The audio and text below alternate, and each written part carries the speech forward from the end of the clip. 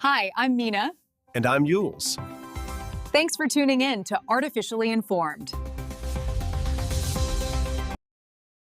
Welcome to the deep dive. This week, we are not just skimming the surface of global events.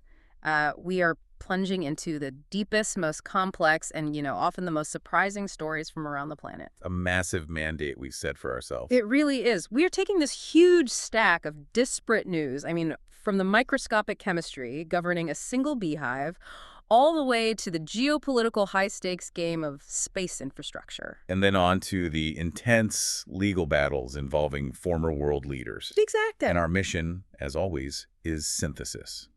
For you, the informed listener, we are connecting those threads. We're trying to move past the headlines to ask why these events matter. Right. We're synthesizing major technological leaps like SpaceX's record pace and putting that right up against, profound diplomatic failures like what we saw at the climate talks. And also the challenging reality of something like ecological restoration. Exactly. The idea is that you'll walk away today with a robust, contextualized understanding of the week's highest priorities.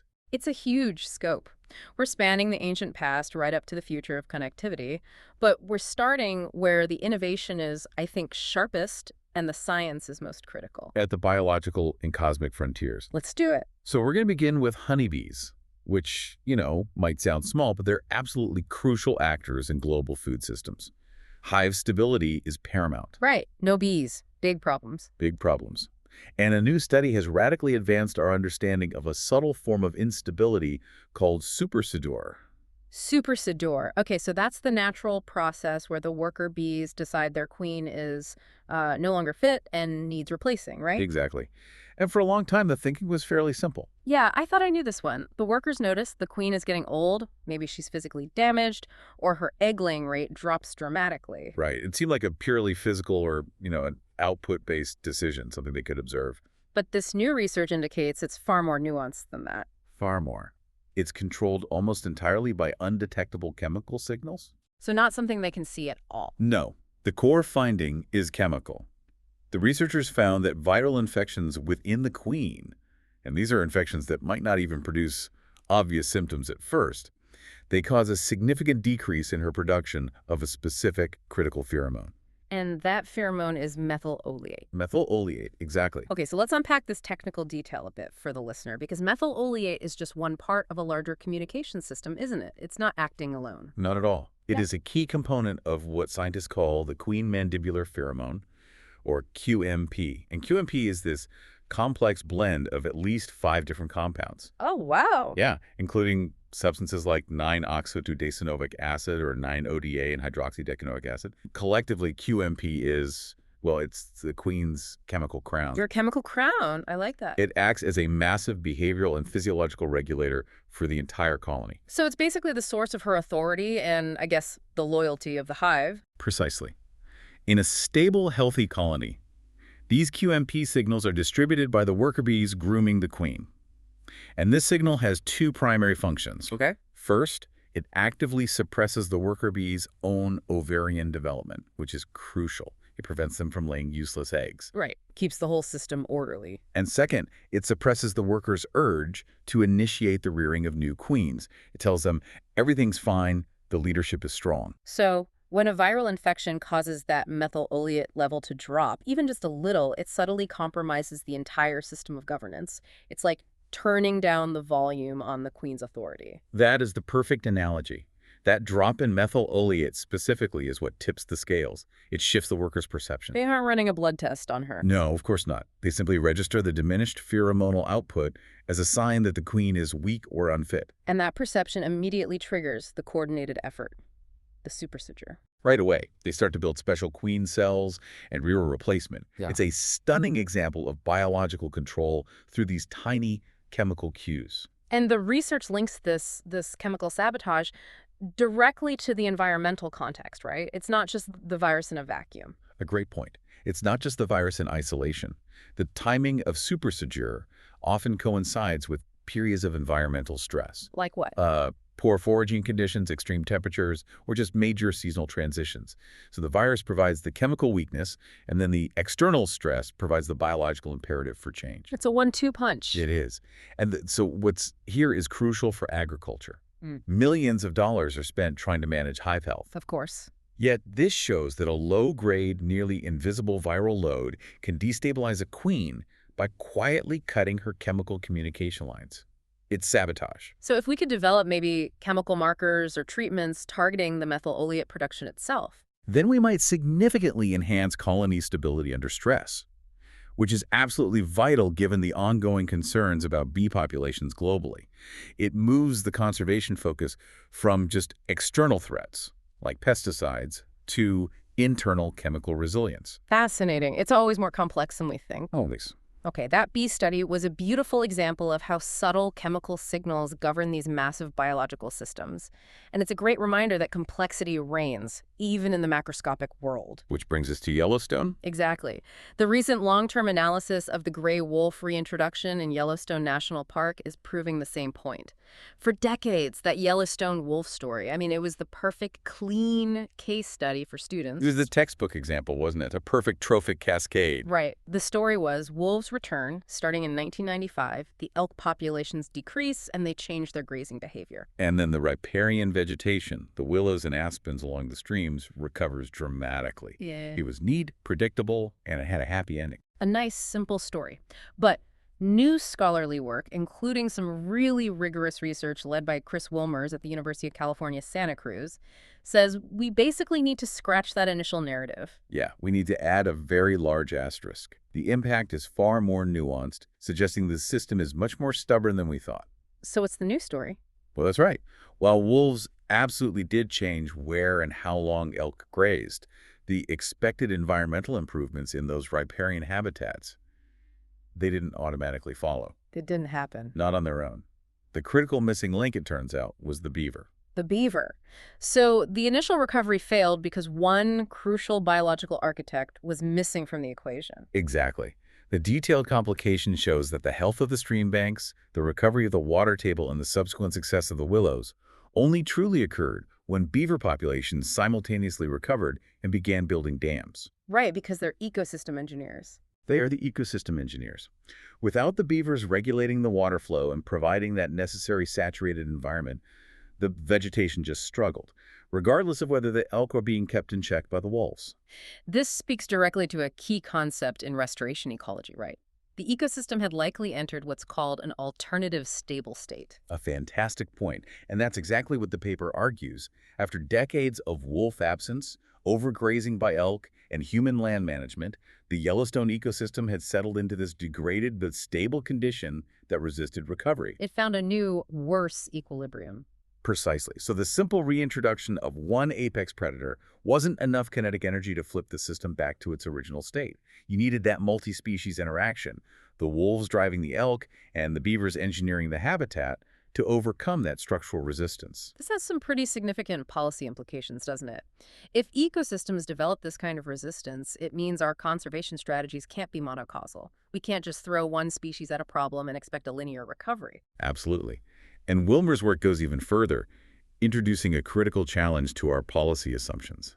We often focus on the interaction inside the park borders. Sure. But human interference, specifically aggressive hunting regulations and management systems outside the park, may play an equal or even greater role in determining the overall elk population than wolf predation alone. Wait, hold on. So you're saying if human hunters are already keeping the elk numbers low outside the park, then the impact we attribute to the wolves inside the park might be overestimated. Or at least impossible to isolate. Precisely. If we want true ecological balance, we have to adopt these holistic conservation strategies that integrate the roles of all predator species, bears, mountain lions, and wolves, and critically harmonize human hunting and land management systems across regional boundaries. The whole narrative shifts. It goes from wolves fix everything to systemic human management is the ultimate constraint. It's a much harder lesson. Yeah, a tough lesson. Complexity doesn't care about our simple, satisfying stories. Not one bit. Speaking of complexity, let's leave the terrestrial ecosystem for the cosmos. If you want a snapshot of technological mastery and, frankly, just operational frequency, look at SpaceX. It's mind-boggling. They just hit a staggering milestone. The 150th launch of their reusable Falcon 9 mission in a single year. 150 missions. Just Sorry. let that number sink in. Think about that frequency. It's not just a technological achievement, it's an industrial revolution in spaceflight. For sure. This pace demonstrates an operational reliability and a reusability model that was, you know, unimaginable even a decade ago. And this specific recent launch, taking off from Cape Canaveral Space Force Station in Florida, it delivered another 29 Starlink satellites into low Earth orbit. We are talking about fundamentally changing global connectivity. And that's the so what for the listener. Yeah. Starlink is aggressively building out a high-speed internet infrastructure designed to bypass terrestrial limits. It's for remote and underserved areas globally. Exactly. And the sheer efficiency and low marginal cost provided by that reusable Falcon 9 booster is the economic engine driving this rapid expansion. It's pushing for global communication access at a speed we've never seen before. It's a very clear commercial driver of space exploration. And while SpaceX is just dominating the commercial launch market, the National Aeronautics and Space Administration, that's NASA, is making sure its deep space infrastructure remains solid. They're locking down the fuel supply for their future cryogenic missions. Right. NASA recently awarded contracts totaling around $147.2 million for the supply of liquid hydrogen, or LH2. And this stuff is the lifeblood of high-performance rocketry. Okay, so why is liquid hydrogen so essential, technically speaking? I know it's powerful, but what's the key? Well, LH2 is a cryogenic fuel, which means it has to be chilled to incredibly low temperatures, around minus 253 degrees Celsius. Unbelievably cold. And when you combine it with liquid oxygen, or LOX, it forms the most powerful chemical rocket propellant system we currently use. Historically, LH2 has been crucial since the Apollo program, and it was the workhorse for the space shuttle main engines. So these contracts are basically securing NASA's ability to run its most powerful engines. Yes, essential for the Artemis moon missions and for a lot of foundational aeronautical research they're doing. And who are the companies responsible for handling this? I mean, it must be a massive logistical challenge. It is. NASA split the contracts between two companies, Plug Power Incorporated and Air Products and Chemicals Incorporated. Okay. Air Products is the major supplier. They're committed to delivering a massive 36.5 million pounds of LH2 to key centers, like the Kennedy Space Center in Florida and the Marshall Space Flight Center in Alabama. 36.5 million pounds. It's a staggering amount. Yeah. And then Plug Power handles a smaller amount, about 480,000 pounds, often focused on research facilities like the Glenn Research Center. So that much liquid hydrogen is a huge logistics problem. It really speaks to the hidden infrastructure required to support even one major launch program. And what about Plug Power? Aren't they also a big player in the emerging green hydrogen market? They are, and that's an important angle here. While this specific NASA contract is about ensuring supply regardless of the source, Plug Power's broader strategy is very focused on green hydrogen production. So that's hydrogen generated using renewable energy. Exactly, which reduces the carbon footprint of its industrial use. But they face intense competition from these huge chemical giants and energy companies that are pivoting into the sector. So for them, a big government contract is a lifeline. It provides them crucial financial stability and technical credibility. Securing a long-term contract with a reliable, massive client like NASA is a huge win, regardless of the wider market's volatility. It really shows how intertwined government necessity and commercial innovation truly are. Even at the level of managing extremely cold, highly volatile fuel, you can't launch the future without securing the logistics of the present. Well said. Let's transition now from the future of space to the deepest depth of our past. We're pivoting to Europe, where two remarkable archaeological finds are giving us these really intimate glimpses into ancient belief systems and frontier life. And we begin with an artifact that seems almost magically preserved. It was recovered from the cold, anaerobic conditions of Lake Lednica in Poland. Okay. Divers pulled out a beautifully preserved wooden face sculpture, estimated to be over 1,000 years old. 1,000 years old. Made of wood, made of wood. It places it firmly in the early medieval Slavic period. That's incredible preservation. Wood usually just decays so rapidly. What details do we have on the sculpture itself? The recovery was made by a team from Nicholas Copernicus University. The sculpture measures about 30 centimeters high, and it's remarkable for its detailed craftsmanship. What does it look like? It features these pronounced, almost haunting facial features. Large, intense eyes, and a clearly carved mouth. The water in the sediment basically froze its decomposition, allowing us to see an artifact that was once, handled and revered. And what makes this particularly significant is the location, right? Lake Lednica wasn't just a random pond. Correct. Lake Lednica was a vital center for the early Polish state. particularly associated with Mieszko East, the first historically confirmed ruler of Poland. And he's the one who converted to Christianity around 966 AD. Exactly. And critically, this area was known to have been a major locus for Slavic pagan rituals before that Christianization. Ah, okay. So this idol becomes a powerful, tangible symbol of the old ways. It complicates the whole narrative of conversion. It absolutely does. The detailed carving suggests a significant spiritual investment.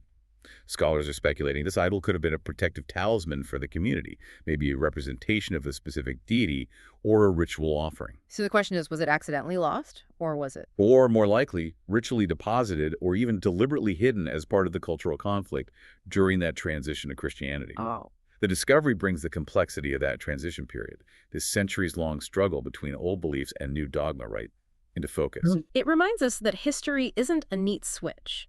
These objects were physically present and likely objects of deep personal faith when the state decided to change religions.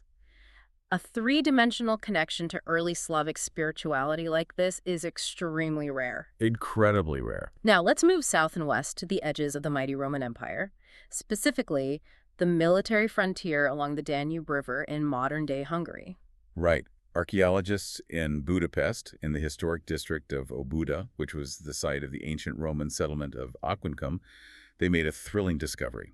A 1,700-year-old Roman sarcophagus. And as you mentioned before, in archaeology, the word untouched is music to researchers' ears. Especially in areas like the Roman frontier, where looting has been a consistent problem for millennia. Now, this was indeed pristine. The limestone coffin was found entirely sealed, its lid fastened securely with heavy metal clamps, and then sealed over with molten lead. You really didn't want anyone getting in there. No. This level of security ensured that no looters disturbed the contents since the burial occurred in the 4th century AD. And that security, it tells us something about the status of the person who was interred, doesn't it? It implies significant status, or at the very least, a strong desire by the bereaved family to ensure the integrity of the burial and the preservation of the contents. And what did they find inside? Inside, they found the remains of a young woman. Because the seal remained intact, the find offers an extremely rare, pure glimpse into Roman burial practices on the frontier. So can you give us some context on Aquincum? Why was this location along the Danube so crucial to the empire? Aquincum was the capital of the Roman province of Pannonia Inferior. It served as a critical military and civilian hub, a major defensive line against various tribes across the Danube. So it was a frontier town. A major one. Life here was a unique blend of Romanized civilization and perpetual military readiness. So an intact burial like this allows researchers to analyze not only the specific burial rites, but also potential grave goods. Like jewelry, coins, maybe ceramic vessels. Exactly. Things that shed light on the economic status and the cultural life of Romans who lived so far from Italy's heartland, exposed to all the pressures of the empire's edge. It's a literal sealed time capsule. By studying the remains and the materials, they can reconstruct diet, health, and how Roman citizens maintain their traditions even in a cold, distant military garrison. It's a remarkable window into the past. Okay, we now enter the complex arena of high-stakes global policy, covering major international failures and the critical compounding threats to our planet. And let's start with the climate talks. The Conference of the Parties 30, or COP30, which was recently held in Belém, Brazil. And from the perspective of many environmental advocates, the European Union and vulnerable island nations, the talks, well, they concluded with significant diplomatic disappointment. That's putting it mildly. The single most crucial issue, the one that really defines success or failure in modern climate talks, is the phase-out of fossil fuels. And once again, that definitive commitment was absent from the final text. That is the critical omission.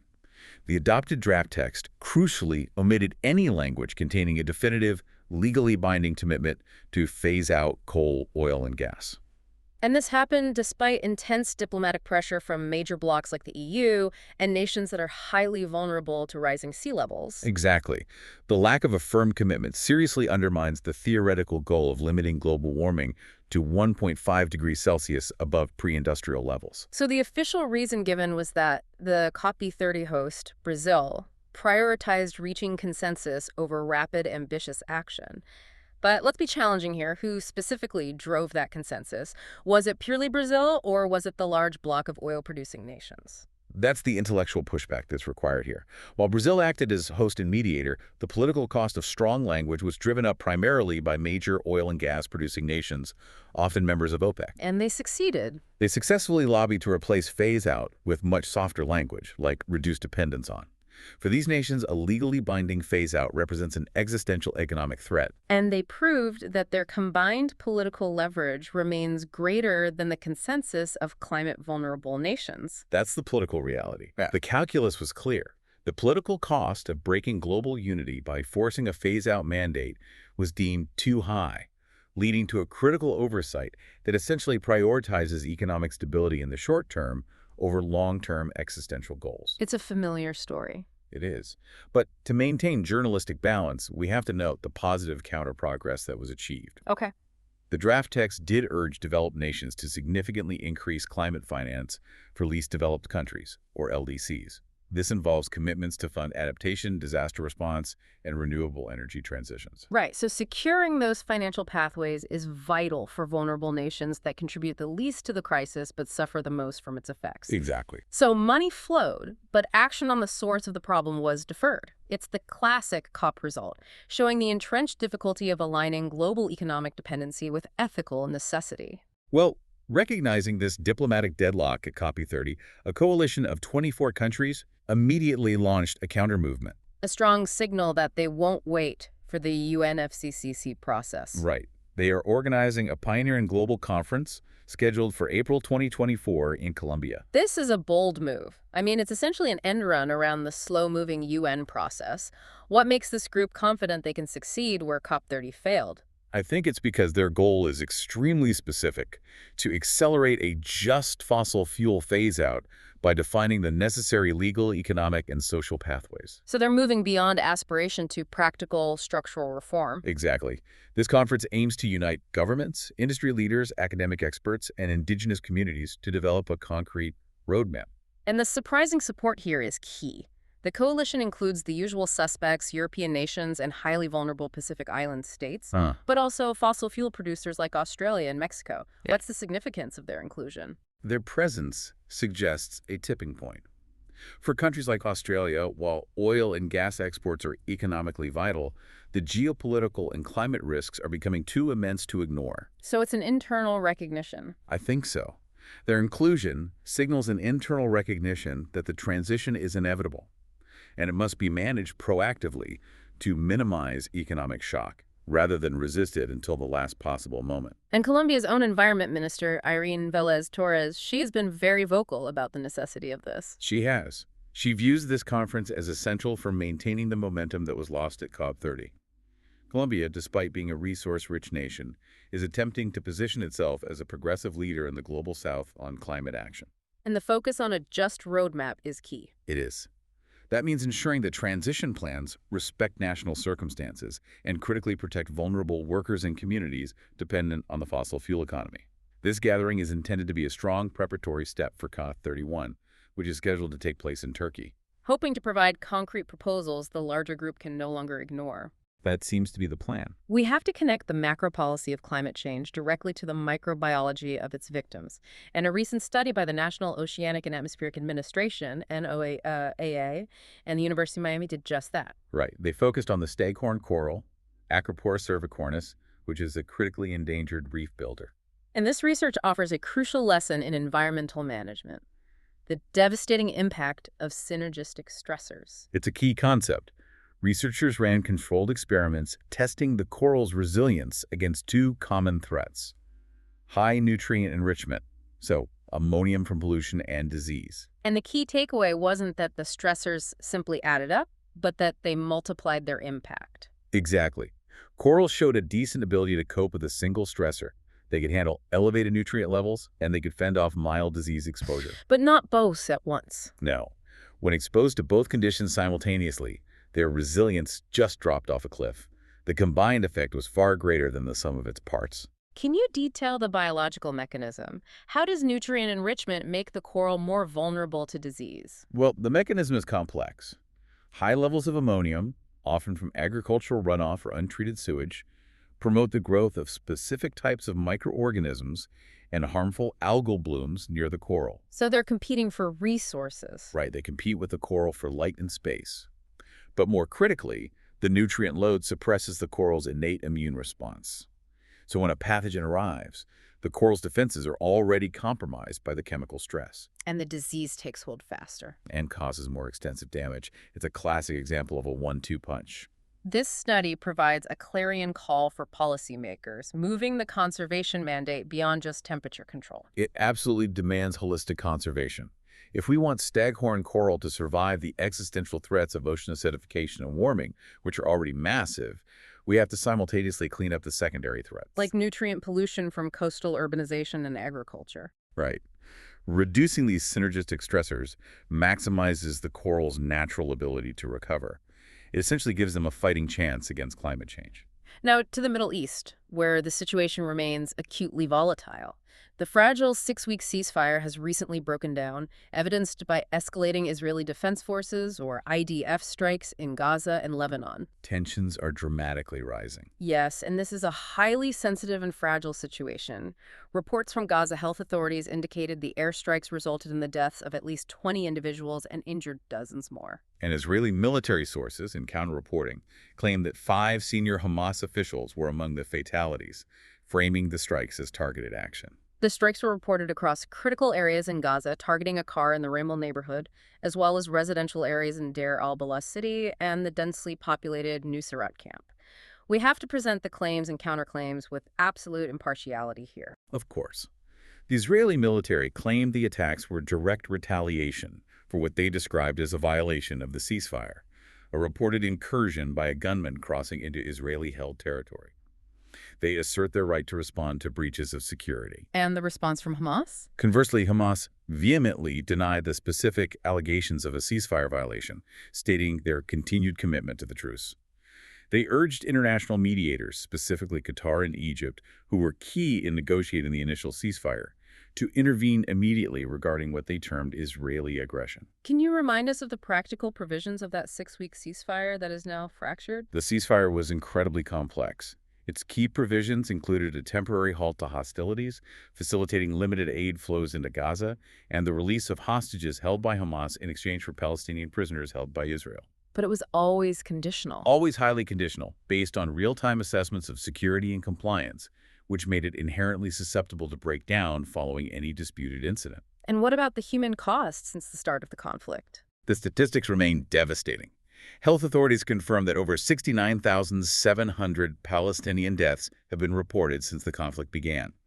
In comparison, Israel has reported the loss of 3 soldiers since the ceasefire was implemented. A disparity that highlights the ongoing human catastrophe and the immense pressure on diplomats trying to stabilize the region. Under the constant threat of full-scale conflict escalation. Our deep dive now moves into the high-stakes world of legal and financial accountability, focusing on powerful figures and the persistent issue of wealth inequality. And we turn to Washington, D.C., where the legal fallout from the late Jeffrey Epstein, a convicted sex offender and trafficker, continues to escalate. And it's reaching the doorstep of former President Bill Clinton and former Secretary of State Hillary Clinton. Right. House Oversight Committee Chairman James Comer has significantly escalated the pressure. He's issued a formal warning to the former first couple regarding their compliance with lawful subpoenas concerning their historical ties to Epstein and his associate Ghislaine Maxwell. This is a serious legal escalation. It is. Comer's warning explicitly stated that ignoring the subpoenas, which, by the way, were approved by a bipartisan motion back in July, could result in contempt of Congress charges. And the subpoena compels testimony and the production of specific records. It does. Let's detail the specifics for the listener. What exactly is the Oversight Committee seeking from the Clintons? This goes beyond just acknowledging an acquaintance, doesn't it? It goes way beyond that. The committee is specifically seeking documentation. This includes travel logs, communication records, email exchanges, and any financial records related to interactions between the Clintons, their staff, and Epstein or Maxwell. So they're trying to establish the full extent and nature of their acknowledged associations. Especially surrounding Bill Clinton's admitted travel on Epstein's private jet, which was often dubbed the Lolita Express. And the pressure on the timeline is now concrete.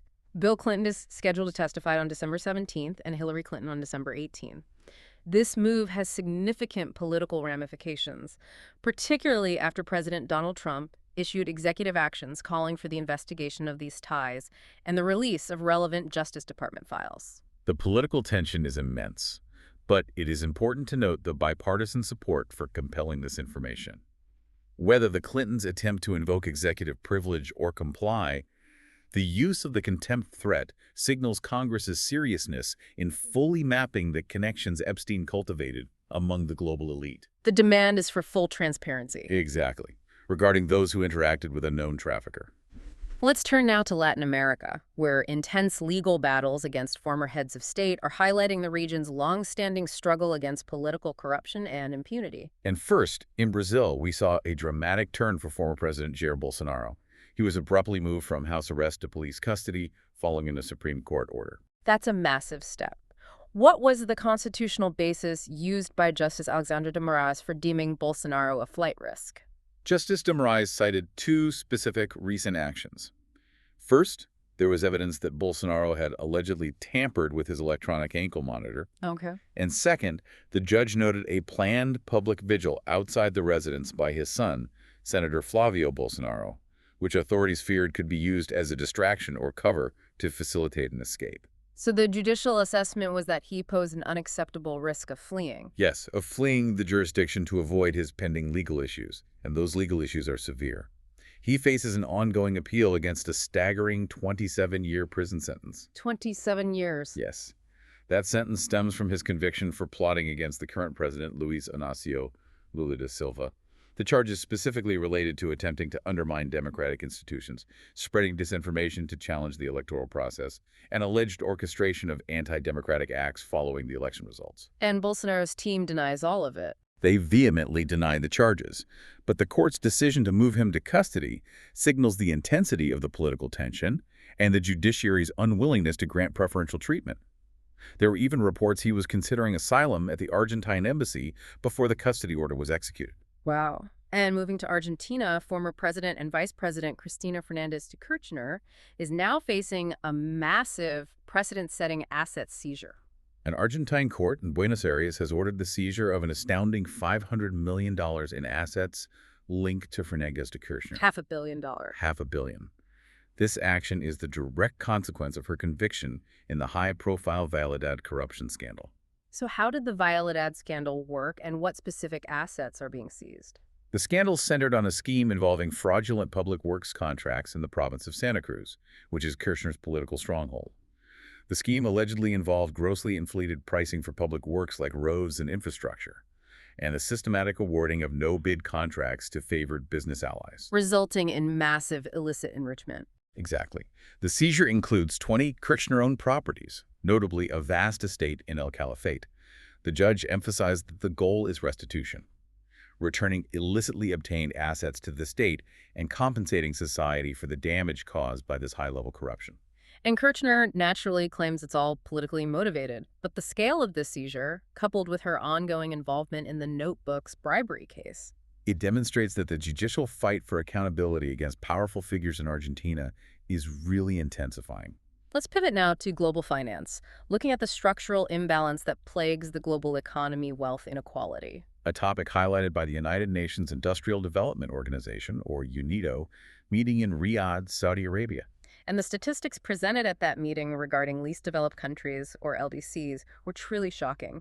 What did the Director General, Gerard Miller, reveal about the widening wealth gap since the millennium? The data is stark and, frankly, depressing. Since the year 2000, the gap has expanded exponentially. The richest 1% of the global population now controls a staggering 41% of the entire world's wealth. 41%. And at the other end of the spectrum, the poorest half of the global population, which is roughly 3.5 billion people, have collectively seen barely a 1% increase in wealth accumulation over the same 24-year period. That is just a vast accelerating divergence. It underscores the failure of existing global economic structures to promote equitable growth. It really does. And Mueller made a compelling and urgent call for structural change. But when you hear that 1% holds 41% of the wealth, does that suggest that incremental steps like industrial deals are even capable of closing that gap? Or does it require a truly systemic top-down overhaul of global finance? That is the critical question. UNIDO's primary mandate is industrial development, so they naturally call for a new industrial deal and concrete commitments to modernization through 2031. But is that enough? Well, structural economists argue that industrialization alone can't overcome the barriers posed by current trade imbalances, crippling debt burdens in the LDCs, and the pervasive effects of internal conflict. Something that Sudan's advisor, Bashir Abdullah, highlighted as a primary inhibitor of economic development. Exactly. So the path is blocked by more than just a lack of factories. Absolutely. Yet, UNIDO pointed to crucial success stories that provide a glimmer of hope. For instance, Bangladesh's garment industry, which has successfully adopted international safety and ethical standards. That has created millions of job opportunities, particularly for women, contributing significantly to their national GDP. And Nepal's successful youth digital skills training programs show that targeted investment in human capital can help close the technological gap, offering a roadmap for other LDCs. So the Riyadh commitment reaffirms a focus on industrial modernization, youth empowerment, gender equality, and climate adaptation for LDCs through 2031. But the data makes it clear. Without massive, focused, and equitable investment, the concentration of wealth will continue to accelerate, deepening global instability. It's an urgent problem. Finally, we move to a rapid-fire rundown of important events that provide some crucial, nuanced context for the week's global picture. And we start in the high-stakes world of sports, specifically cricket. India faces a significant setback ahead of the one-day international series against South Africa. Right. Their captain, Shubman Gill, has been ruled out due to a neck injury, Which forces the team management into a critical decision regarding the stand-in captaincy. They're weighing two vastly different leadership styles. They are deciding between KL Rahul, who is known for his calm, methodical, and strategic approach, And Rishabh Pant, famous for his aggressive, instinctive, and sometimes volatile style. That choice will fundamentally shift the team's entire dynamic and tactical execution for the series. It's a big decision. Shifting to soccer, Jamaica's national team, the Reggae Boys, kept their World Cup dreams alive. They did. Despite finishing second in their group, they still have a viable path to the 2026 World Cup via the FIFA Intercontinental Playoffs. Which sets up a challenging single-leg knockout match against New Caledonia first. A must-win. Moving to culture and entertainment, the Broadway musical adaptation Wicked, for good, set a massive global record, pulling in $228 million on its opening weekend. Which is officially the biggest global start ever for Broadway musical adaptation. It highlights both the enduring power of the story and the appetite for high-budget, politically charged cinematic narratives this year. A poignant note in the world of fashion. Paul Costello, the acclaimed British designer who was pivotal in defining Princess Diana's iconic, elegant, and timeless style in the 80s and 90s. He passed away at the age of 80 after a brief illness. He leaves behind an indelible legacy in royal fashion history. And a deeply tragic piece of personal news connected to the most storied American political family. Tatiana Schlossberg, the 35-year-old granddaughter of former President John F. Kennedy, has publicly shared the crushing reality of her terminal cancer diagnosis. Revealing she has less than a year to live. It's a powerful and somber reminder of the private battles waged even within the most public families. In France, the national crisis of drug-related crime reached a boiling point in Marseille. Thousands rallied across the country following the tragic murder of an anti-drug activist, Mehdi Kassachi. And the rallies weren't just a tribute. They were a collective demand for better governmental protection for activists who dare to stand up against the increasingly violent organized crime syndicates fueling drug violence across French cities. And finally, just to offer a reward for the adventurous soul among you, the Japan Times recently detailed the existence of a true ramen wonderland tucked away in Tokyo's western edge. These lesser-known neighborhoods, like Nishidai and Okutama, are confirmed havens for unique, deeply umami-rich broths and dining experiences. Proving once again that the greatest culinary treasures often require getting off the tourist track.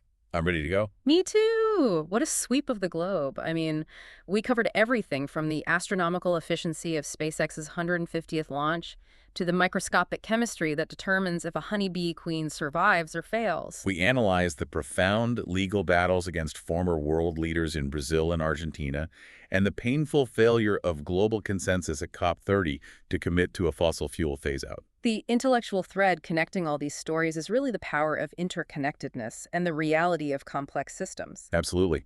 Whether it's the compounding synergy of pollution and disease that destroys resilient coral reefs, or the necessary synergy of wolves and beavers to truly restore an ecosystem like Yellowstone. Or the persistent struggle to align deeply entrenched economic interests with existential climate goals. In every case, informed knowledge is the absolute first requirement for any systemic change. It makes you return to that concept we discussed in Yellowstone, the alternative stable states. That idea that a complex system, once it's disrupted, can settle into a functional but deeply undesirable state that actively resists easy recovery. And that leads to a final provocative thought we want to leave you with. If a natural ecosystem can fall into a stable but undesirable state, what major global system? Like the economic structure responsible for that accelerating wealth disparity. Or the geopolitical struggle for energy dominance? Mhm. Or the polarized political landscape paralyzing action in wealthy nations? What if one of those is already in a stable but highly undesirable state that requires more than the simple reintroduction of one element to fix? We urge you to critically assess the difficulty and the necessity of systemic global change. A compelling question to leave you with, indeed. Thank you for joining us for this extensive deep dive. We look forward to synthesizing the world for you again soon. For enjoying Artificially Informed. Hit subscribe and share it with a friend. From the left, the right, and straight from the algorithm. Thank you. That's it for today's Artificially Informed. Nope. Thanks for spending your time with us. Yeah. Stay sharp, stay curious. See you next time.